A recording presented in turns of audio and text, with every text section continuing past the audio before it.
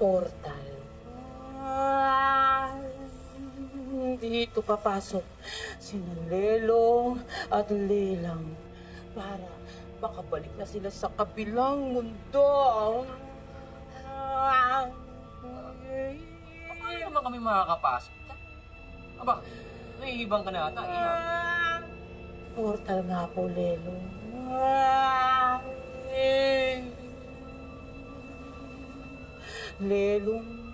Lelang, tapos na po ang oras nyo sa mundong ito. Batid namin yan! Pero minsan po, hindi sapat na alam lang natin. Dapat tanggap din natin. Kaya Lelong, kailangan nyo na pong bumalik sa kabilang mundo. Kailangan nyo nang bumitiw sa mundong ito para na rin sa ikatatahimik ng mga nandito. Subalit sila nga hindi makapagpatahimik sa amin dito. Tahanan namin ito. Ganun mo.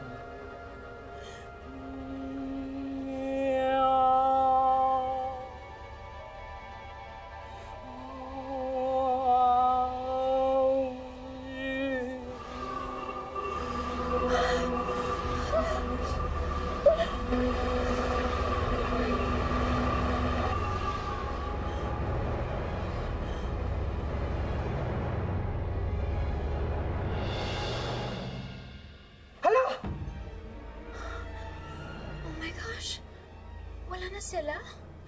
Oh, madali naman palang kausap sina Lelong at Lelang mo, Scarlett. Masunurin.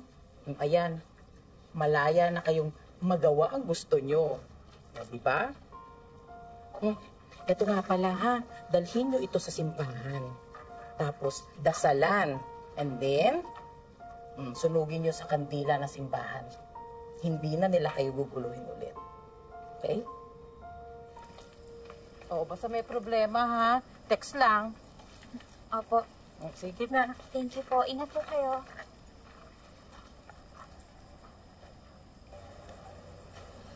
Love, bakit ganun?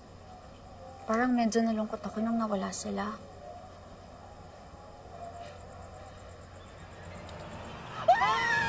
Palagay ba ninyo'y mapapalayas ninyo kami sa aming sariling tahanan ng ganun na lamang? Mga walang puso! Hindi na kayo nakabag sa amin.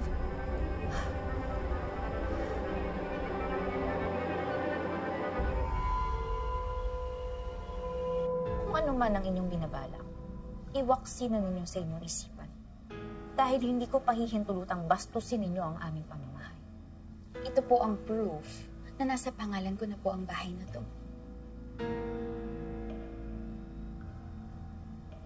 Ah, ano ba ito? Bakit nasa loob ng lagay ng larawan ng titulo?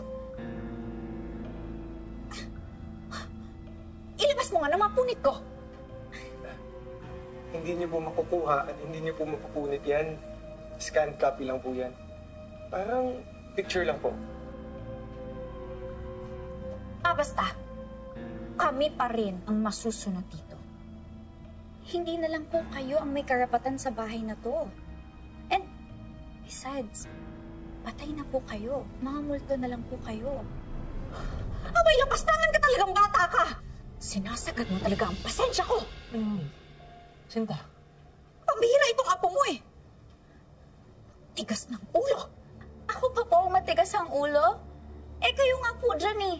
Kanina pa po kayo nag-e-explain, hindi po kayo nakikinig sa paliwanag ko. Apat nangangatwiran ka pa talaga? Nag-e-explain lang po ako, Lelang. Hindi lang naman po pwedeng kayo lang ang may say. Ako? Aking Sita. Magsitahimik na kayo. Gusto na ang tunggalin ninyo. Wala nang pupuntahan tong pag-uusap na to.